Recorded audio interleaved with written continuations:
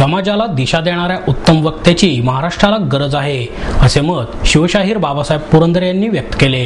प्राचार्य शिवाजीराव भोसले स्मृती समितीतर्फे देण्यात येणारा प्राचार्य शिवाजीराव भोसले स्मृती सन्मान साहित्यिक प्राध्यापक द.मा. मिरासदार यांच्या हस्ते पुरंदरे यांना प्रदान करण्यात आला. यावेळी प्राचार्यांच्या स्नुषा रंजना भोसले, समितीचे अध्यक्ष प्राध्यापक मिलिंद जोशी, कार्यवाह सुनीताराजे पवार, सहकार्यवाह उद्धव कानडे आदी उपस्थित होते. पुरंदरे म्हणाले, शेतकऱ्यांच्या आत्महत्यांकडे गांभीर्याने पहा, असे सरकारला ठणकावून सांगणाऱ्या, समाजाला दिशा देणाऱ्या उत्तम वक्त्याची महाराष्ट्राला गरज आहे. तरच राष्ट्र उभारणीची कल्पना सत्यात उतरेल. अभ्यास बाजूला ठेवून नुसतीच आदळआपट करणारे वक्ते नकोत. राष्ट्र उभारणीसाठी जी साधने लागतात त्यातले वक्तृत्व हे एक महत्त्वाचे साधन आहे. वक्त्याकडे नुसती प्रतिभा, विद्वत्ता, हजरजबाबीपणा असून चालत नाही. वक्तृत्वाला चारित्र्याची आणि कर्तृत्वाचीही जोड हवी. हे गुण प्राचार्यांमध्ये होते. त्यांनी प्रत्येक सभा गाजवली, असेही त्यांनी सांगितले. अध्यक्षपदावरून बोलताना द.मा. मिरासदार म्हणाले, ज्यांच्याकडून आपला सत्कार व्हावा असे वाटते त्यांचा सत्कार करण्याचा मान मिळावा हा फार मोठा योगायोग आहे. एखाद्या फौजदाराच्या हातून DSPचा सत्कार व्हावा तसे हे आहे. सावरकरांच्या उत्तम वक्तृत्वाचे त्यांनी दाखले दिले.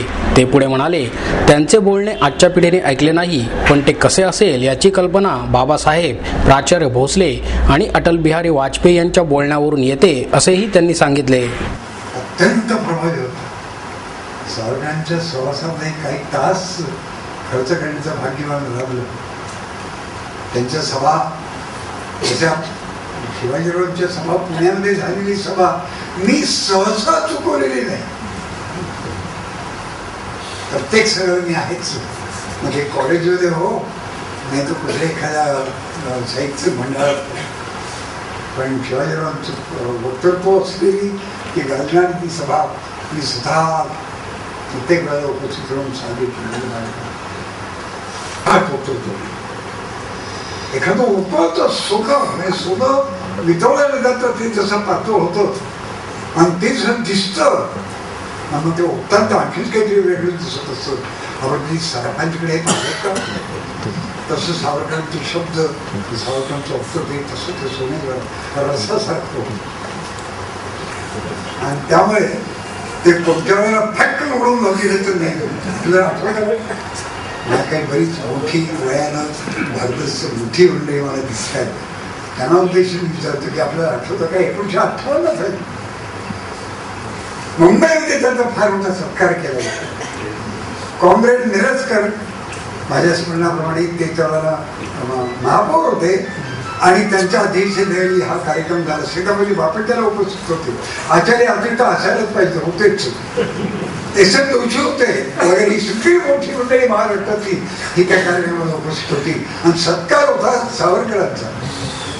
नाव आता कोणाची भाषेची मी घेत नाही का या संबंधात घेत नाही, पण शेवटी एक वक्ते बोलले सावरकरांच्या उदाहरण. ते असं म्हणाले की लोक मला विचारता येतं की सावरकरांचा तुम्ही सत्कार कसा काय करता, तुमचे विचार त्यांचे विचार सगळे वेगळे आहेत, आणि मग तुम्ही त्यांचा सत्कार कसा काय करता.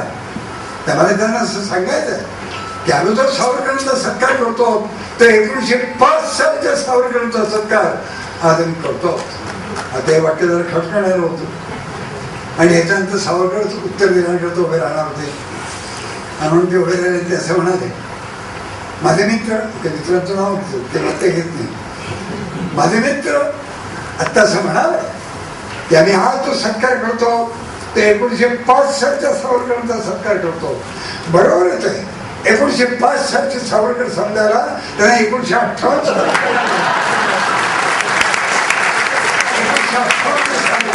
त्यांना 2058